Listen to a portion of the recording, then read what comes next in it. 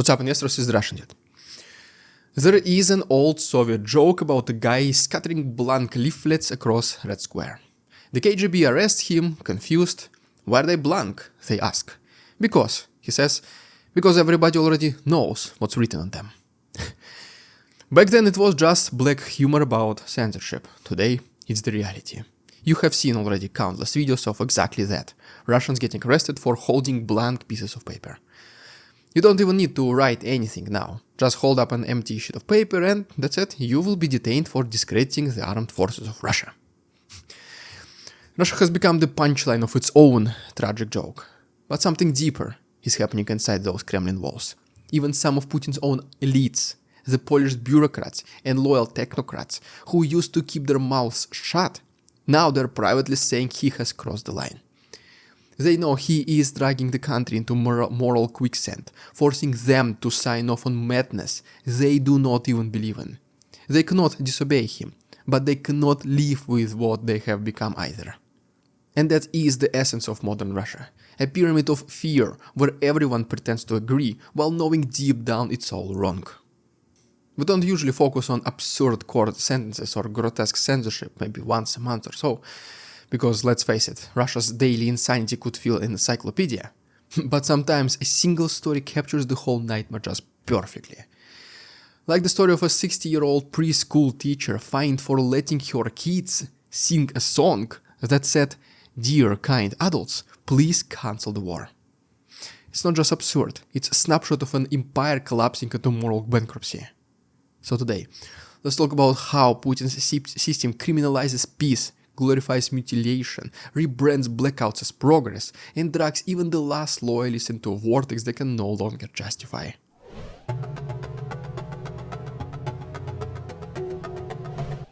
The year of 2024. The town is Ussurisk, and the criminal in question is a teacher named Dina Anishik. For 40 years, she has been teaching preschoolers songs, dances, and poems about kindness. But on Victory Day, she made one fatal mistake. She let the kids sing a Soviet song with the line, "Dear kind adults, please cancel the war." And next to the children stood small posters that read "No war" in Russian, English, and Ukrainian. Within days, the police showed up. The local court declared that her concert had diminished the use of the Russian armed forces to protect Russia's national interests. Yes, the very same Russia that once built monuments to peace on earth now prosecutes peace as a crime. The judge's written verdict is an artifact of lunacy. I don't know what else to say. Children's songs are abstraction of military operations. And words like "cancel the war" are treated as anti-state sabotage. And then came the propaganda chorus, as you would expect it. A member of the Presidential Human Rights Council, Marina Akhmetova, accused the teacher of hiding behind children to promote her own stance and interests. She mocked her explanation that Ukrainians also fought in the Second World War by saying that they were not Ukrainians, they were Soviet citizens who spoke Russian. That's the mindset of the new state morality. Write history until it fits the flag, erases languages, and outlaws empathy. The tragic irony of all this is that the song's message traces back to Robert Rozhdestinsky's famous Soviet poem, "Kill the war, condemn the war." Those same words are literally engraved on a Second World War memorial in Bakhmut, the very city Russian bombs later erased from the map.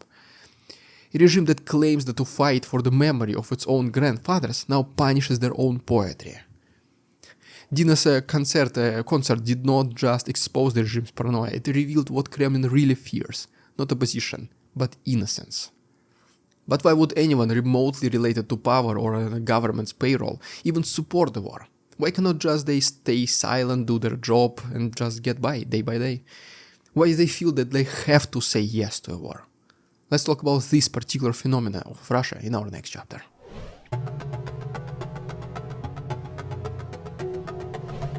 Here's where things get darker.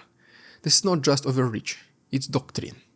The Russian state has developed its own religion, and the main commandment is "Thou shalt not doubt war." Propaganda no longer calls it a tragedy, but a cleansing fire that gives Russia purpose. They have built an entire mythology of suffering, where every death is noble, every wound is sacred, and every prosthetic limb is a symbol of progress. Deputy Defense Minister Anna Tsiviliova, conveniently related to Putin, well, she proudly announced that Russia has become a world leader in prosthetics. You heard that right. In her twisted version of optimism, the mass amputation of soldiers is an industrial breakthrough. She literally said that thanks to tens of thousands of wounded veterans, new technologies are being developed that will benefit all disabled Russians. I could not stop shaking my head in this episode, guys. Sorry about that. It's a grotesque perversion of patriotism, a regime that measures success by how efficiently it replaces body parts. Old quote-unquote genius of the yes war cult. It takes despair and calls it destiny. It convinces people that every catastrophe is a miracle in disguise.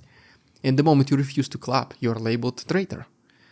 Same propaganda machine that used to say yes to life, now preaches say yes to war. It's the same manipulation, only with much more corpses. And just like with any cult, its leaders and members think they are the ones living in paradise. That this is the only correct ideology. That everyone is wrong and they are a handful of people. They are the ones who are right.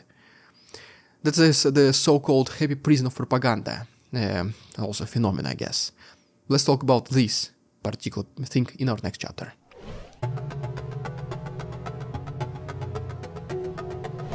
If you think the madness is confined to the battlefield, well, think again.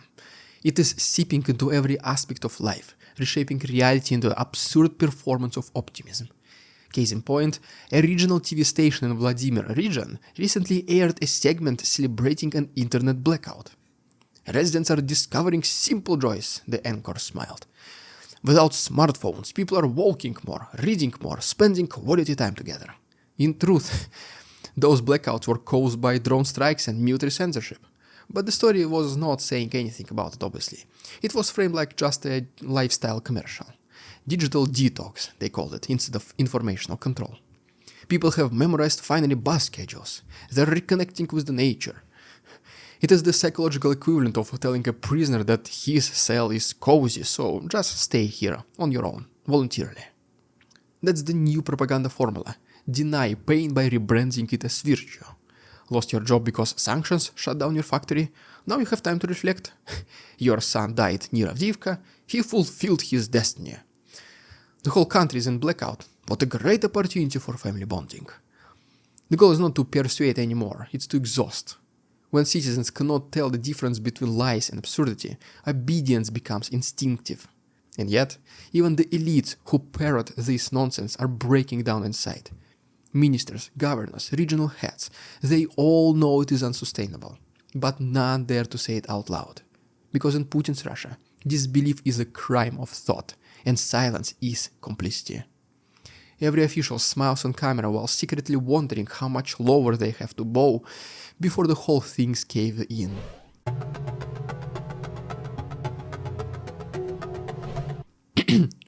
Let's be clear. This badness does not arise from collective stupidity. It radiates from one single man, you know who he is. Every grotesque court ruling, every self-incriminating TV segment, every Orwellian slogan, they all exist to preserve Putin's illusion of control. He does not just lead the system, he is the system. The court, the propagandists, the ministers, they don't act on conviction, they act on fear. And that's why the absurdity keeps multiplying. Look at the Dina Anishik, once again, case. Nobody in that courtroom truly believed a preschool concert was a national threat. They punished her because the hierarchy demanded a sacrifice. The same logic drives every prosecutor, every news anchor, every official who repeats lines they stopped believing years ago. They are trapped in Putin's theater, performing roles written by a paranoid dictator, director, who cannot distinguish loyalty from reality. That's why even the elites whisper that he is gone too far. They know this empire of fear cannot be sustained forever. But Putin's war has become too personal for him to end.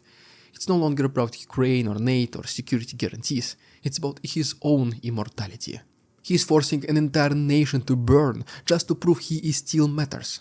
Every yes war slogan, every patriotic concert, every censored internet feed, it's his signature. But here's the irony. The more he forces the country to say yes, the louder the unspoken no becomes. The system starting to devour itself. When the regime prosecutes peace songs, mocks amputees as innovators, and glorifies blackouts as self-care, it's not defending power, it is confessing insanity. And the confession is getting louder. Just look at the comments under such videos. Not on VK, where Kremlin bots spam the same copy-pasted message, "That's what you get for going against Putin." I mean, look at YouTube comments, Facebook, Instagram. Services that are technically blocked in Russia, but still easily accessible through VPNs. That is where you will find Russians saying, "This is too much. This is stupid. This is ridiculous. This war has no longer meaning." Someday, people will look back at these years and the teacher fined for a children's song, the deputy praising prosthetics, the news anchor smiling through silence, and they will not need explanations. The guilt, the absurdity, the fear, all of this will be self-evident. Just like those blank leaflets, no words necessary. What began as a cynical war of propaganda has turned into a war against reality itself. Even those inside the Kremlin, once proud of their silence, now realize they have been cornered. They're not protecting the nation, they're protecting one man's delusion. But no dictatorship can survive forever on lies this obvious. You can kinda force people to repeat your slogans, maybe not willingly, but you still can. But you cannot make them believe forever. Someday, the very officials who jailed teachers and silenced songs will stand in the same courtrooms, unable to explain why they did it. The Nuremberg trials version 2.0. Does it sound familiar, anyone? Well, there have guys, if you haven't done so already, please subscribe to my channel for more videos like this. If you wish to support our work, there are links down below, for example, Patreon, donations and memberships. Thanks so much for watching, see you tomorrow. We won't succumb to their tricks, the facade they try to sell. Their twisted words and feeble claims on us all they cannot quell. We see through their lies, their feeble attempts to sway. We do not believe in